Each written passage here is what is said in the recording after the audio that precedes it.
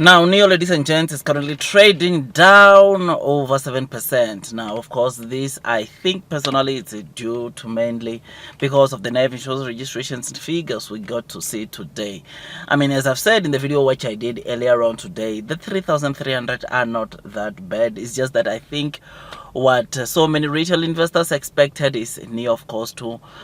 report NAV insurance registrations for the previous week of at least over 4,000. I think this 3,300 might be the reason why NEO is being punished by some of the investors out there. Otherwise, nonetheless, I personally, as I've said in that video I did earlier on today, the 3,300 are not that bad. This just means that, of course, maybe the 25,000 vehicles which many of the retail investors were expecting might still be too high for NEO, and NEO might still, of course, deliver just over 20,000 vehicles. In fact, what I said in the video I did earlier on today, I personally believe that we are going to get a new record, but of course the deliveries might be very close to the kind of deliveries we saw for the month of July. Now, ladies and gents, just now we just received wonderful news of coming out of NEO Vice President of the, of course, hardware, who indicated, of course, that NEO plans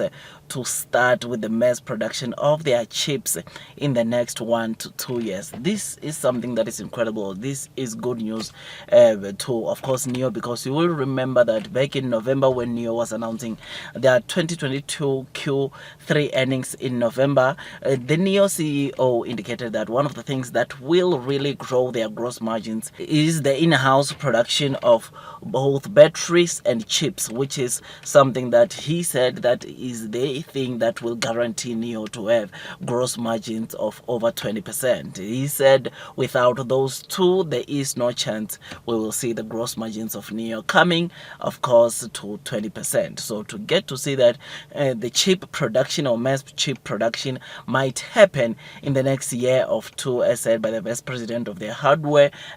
coming from NEO, it's something that is, of course, good news, because we know when we look in the battery side, or in the NEO producing their own batteries, they have started, of course, building the factory for their battery business. And of course, though we read a few weeks ago that NEO was now moving at a slower pace when it comes to, of course, the battery plants, we know that very soon, or chances are next year, NEO might start already producing their batteries, or their own batteries, which that we know that, of course, it's going to again be a boost, or bring a boost into NEO reaching the 20% gross margins. So this is something that,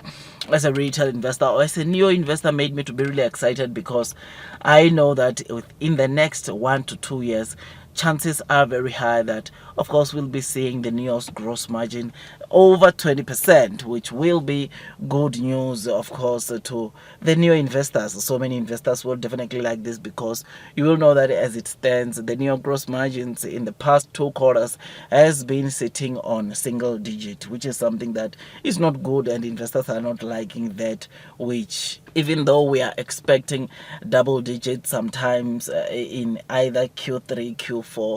it will still be very low comparing to the target that NEO plans to achieve, and that is the gross margins of 20% and more, which is something that, of course, getting to see, like I said, the vice president of NEO, and look into the hardware side of the business, just said that they are planning, of within 1 to 2 years, they will be starting with the mass production of the in-house, or of the chips, of their own chips. Makes me to be really excited, because this will most definitely boost their gross margins, which is something that is quite important on a business. So I'm very excited about this. And of course, before I forget, also, so you already know that this is just an entertainment video and not a professional financial advice video, and I would appreciate if you can just hit the likes button if you are enjoying the content that I'm giving you about NEO's vice president, or NEO's hardware vice president, coming out and say that in the next 1 to 2 years they'll be mass producing